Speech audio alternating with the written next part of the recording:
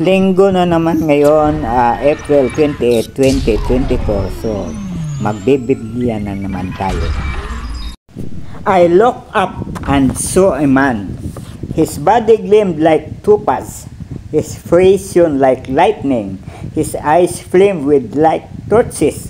His arms and feet sparkled like a disk of bronze. And when he spoke, his voice sounded like the voice of a multitude. Daniel chapter 10 verse 5 to 6.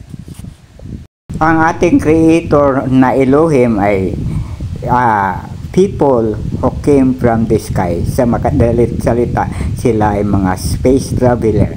Nung nagpakita kay Daniel ay naka-spacesuit sila.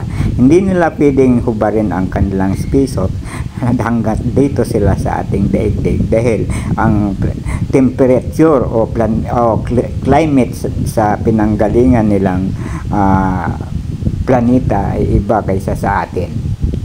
Hanggang dito na lamang po at maraming salamat. Please follow my Facebook page, comment, like, and share, and subscribe to my YouTube channel, Stories of Uncle Paeng.